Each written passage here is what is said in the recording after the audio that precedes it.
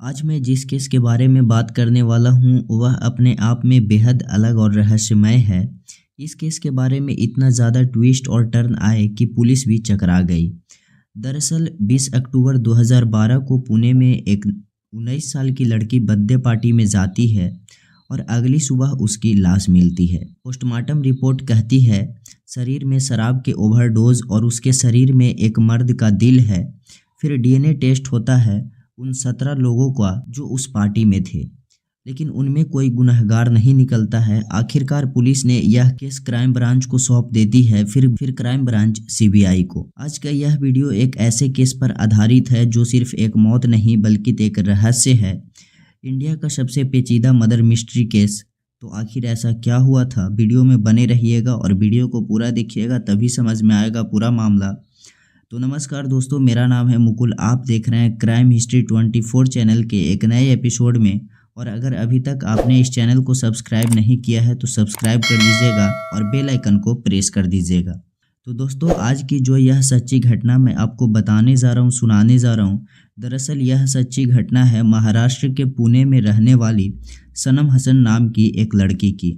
इस लड़की की उम्र महज 19 साल थी। पुणे में रहकर अपनी फैशन डिज़ाइनिंग का कोर्स कर रही थी और यह सेकेंड ईयर की स्टूडेंट थी। इसका बाकी सब परिवार मुंबई में रहता था। परिवार में माता पिता और एक बड़ा भाई था।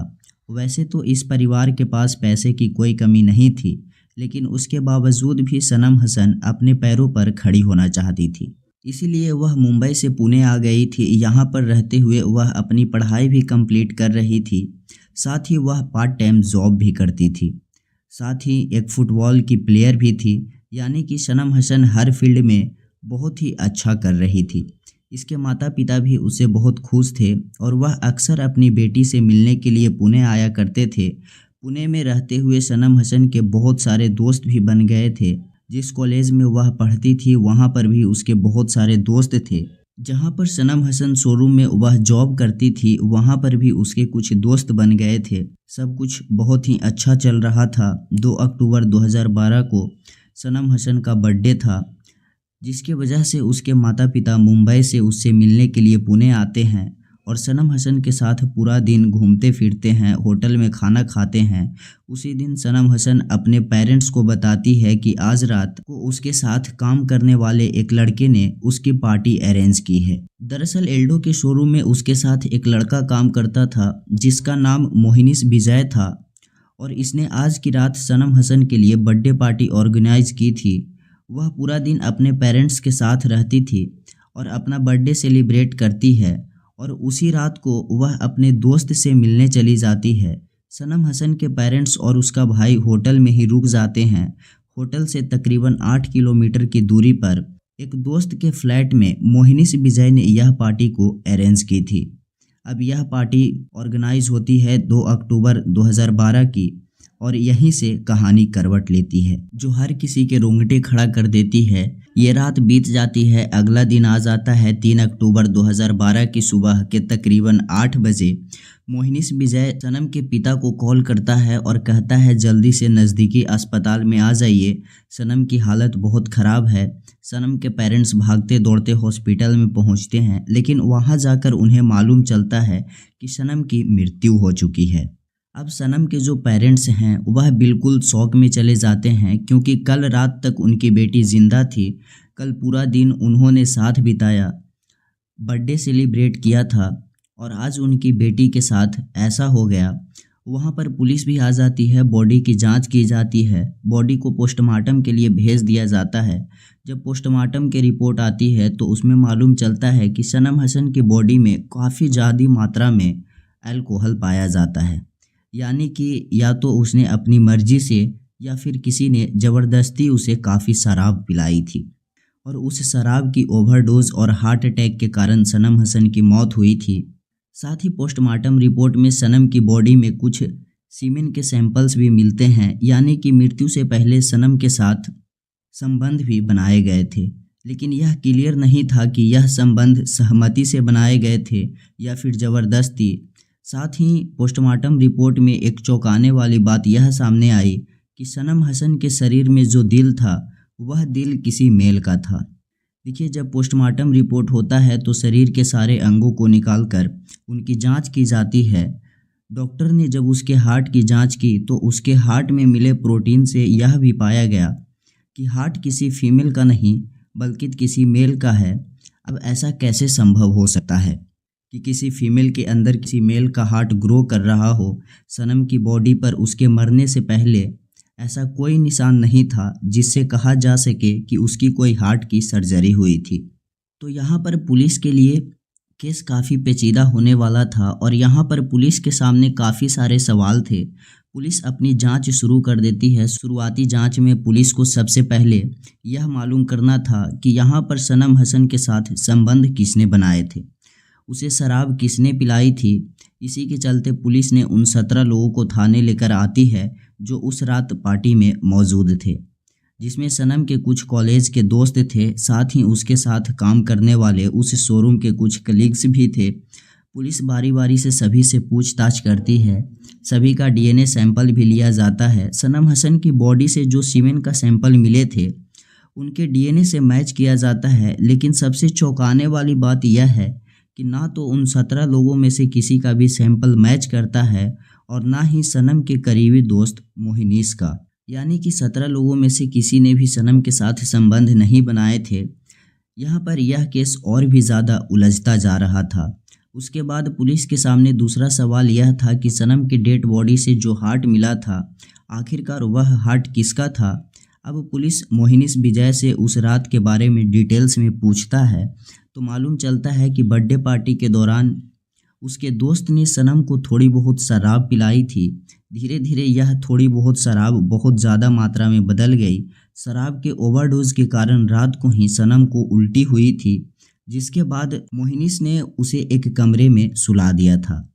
और सुबह जब उन्होंने कमरे में जाकर चेक किया तो उन्होंने पाया कि सनम मर चुकी है।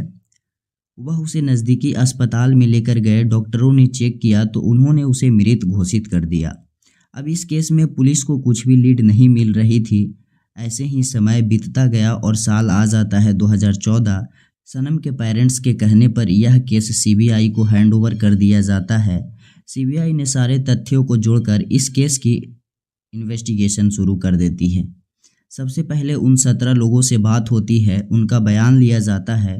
जो लोग उस पार्टी में मौजूद थे सभी के डीएनए सैंपल्स के रिपोर्ट डीपली एग्जामिन किया जाता है, लेकिन उसके बावजूद भी सीबीआई के हाथ कुछ नहीं लगता है। सीबीआई के सामने एक और बड़ा सवाल यह भी था कि आखिरकार सनम की बॉडी से किसी मेल का हार्ट कैसे मिला। तो सबसे पहले इसकी जांच की जाती है तो पता चलता है कि जिस दिन सनम की डेड बॉडी का पोस्टमार्टम हो रहा था उस दिन वहां पर इसके अलावा 4 और बॉडीज़ मौजूद थी जिनका पोस्टमार्टम हुआ था। और नियम के अनुसार पोस्टमार्टम करते हुए वीडियोग्राफी करना ज़रूरी होता है, लेकिन उस दिन वहां पर मेडिकल स्टाफ ने किसी भी पोस्टमार्टम को करते वक्त किसी की भी वीडियोग्राफी नहीं की थी।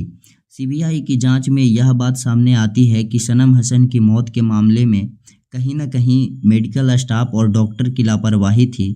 हार्ट ट्रांसप्लांट या पोस्टमार्टम के दौरान डॉक्टरों ने 2 हार्ट्स को लेकर गड़बड़ी कर दी थी। रिपोर्ट में यह दर्ज हुआ कि सनम के बॉडी से किसी मेल का हार्ट बरामद हुआ, जिससे पूरे केस की दिशा ही बदल गई।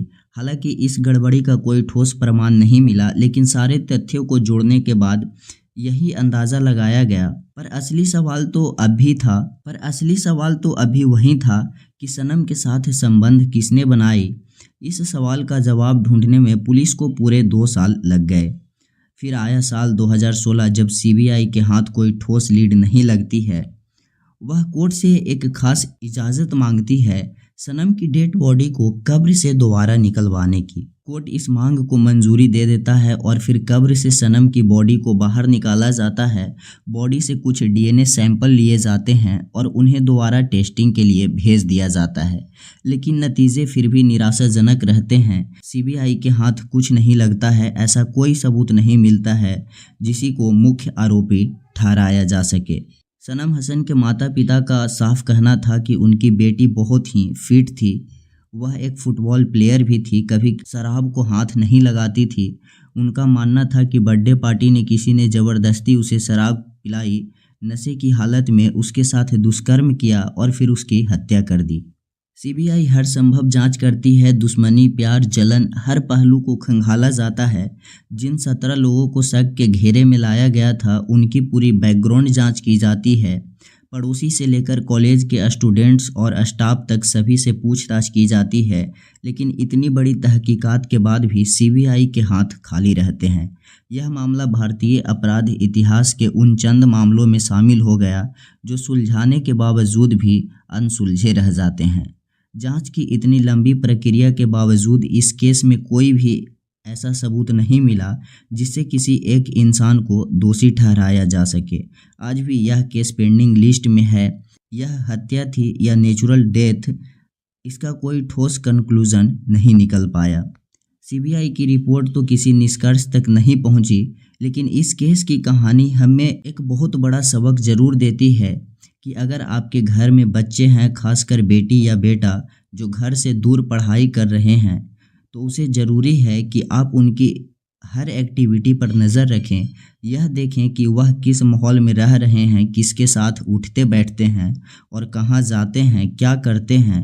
और सबसे ज़रूरी बात, अपने बच्चे से ऐसा रिश्ता बनाएं कि वह किसी भी बात को बिना डर के आपसे शेयर करे। तो दोस्तों, इस घटनाक्रम को सुनाने का मेरा कोई उद्देश्य किसी को परेशान करना नहीं, बल्कि तो लोगों को जागरूक करना है कि ऐसी घटनाएं समाज के अंदर ना हो और ऐसे हैवान दरिंदे को क्या सज़ा मिलनी चाहिए जो आरोपी होगा।